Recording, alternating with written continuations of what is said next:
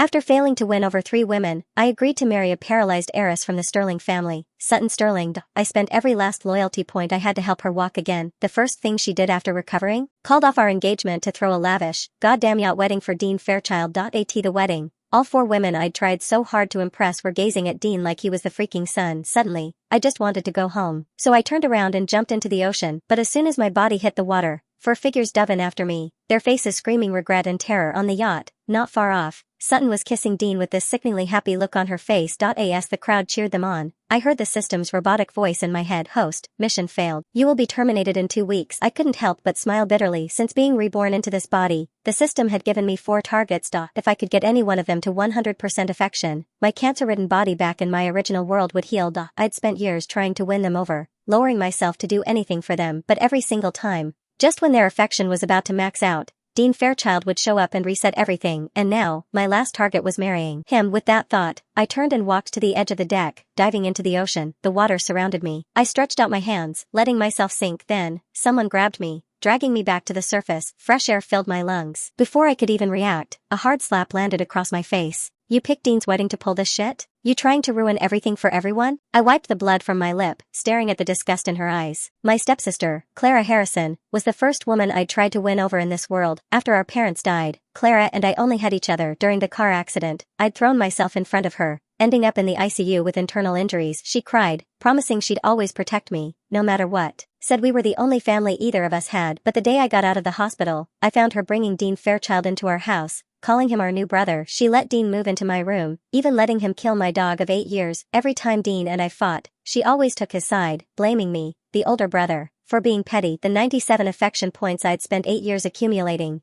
Dean had stolen in a week. From then on, Clara's affection for me dropped to nothing, and she wouldn't even admit I was her brother. Seeing me sitting there, Clara pulled a bottle of heart medication from her purse and threw it at me. Gonna pretend your heart's acting up again? Take these and get the hell out of here. I didn't actually have a heart condition. IT was the system's punishment that caused the chest pain, and Clara carried the medicine because she was worried about me. But now, I didn't feel anything except numbness. I grabbed the bottle, dumping a handful of white pills into my mouth. Clara froze, screaming as she knocked my hand away. The pills flew out of my mouth. Clara grabbed my wrist, her voice shaking. Chase, are you crazy? I wasn't crazy. I just wanted to go home, to say goodbye to my real sister. I didn't say anything. Clara glared at me, seeing more and more guests gathering. She told the security guards to take me off the yacht. As soon as I stepped onto the dock, I heard the click of heels behind me. Then, a sweet voice spoke. Chase, what are you doing here? Oh my god, you're soaking wet. I turned to see Sutton, the woman I almost married, and I felt a bitter wave wash over me.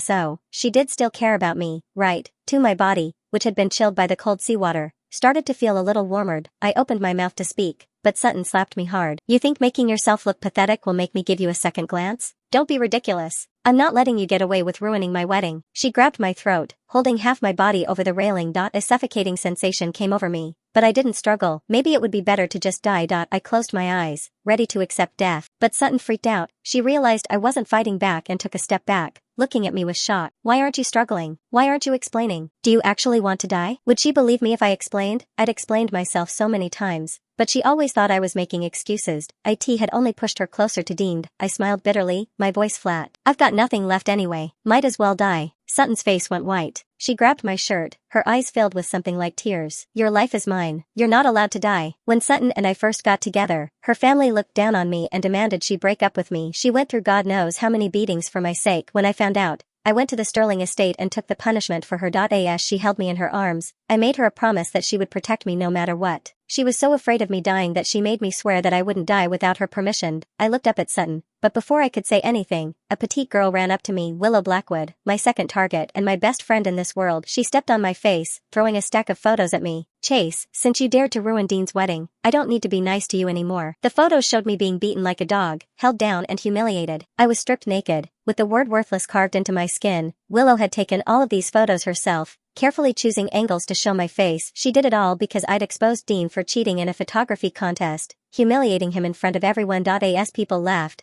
Willow smiled coldly, taking more pictures of me looking like a broken man. In the corner of the camera, there was an inscription, Willow plus Chase. It was a gift I'd given her. Willow's mother died when she was young, and her father would bring different women home, torturing her with them. I protected her from her father's old sleazy friends, and I got hurt. I spent a little time with bandaged eyes. To comfort Willow, I gave her a camera. asking her to take pictures of the beautiful scenes I couldn't see. When my vision returned, she continued to take pictures, but later, I noticed more and more pictures of Dean in her camera. If you don't get on your knees and apologize to Dean, I'll put these pictures online. Let's see if you can still show your face in public. When I didn't say anything, Willow's voice went ice cold. She grabbed my shirt and pulled me up. My body was weak, and I fell to my knees, crying out. Sutton frowned, wanting to help me up, but Willow stopped her. Sutton, don't let him fool you with his pathetic act. I trusted him too much, and Dean could never take pictures again. Chase, to steal the photography contest from Dean, you hired those thugs to take inappropriate photos of him. You even accused him of cheating. If I hadn't gotten there in time, Dean would have ended his life. Hearing this, Sutton's eyes turned cold. Get out. If you keep ruining the wedding, everything Dean went through will be returned to you.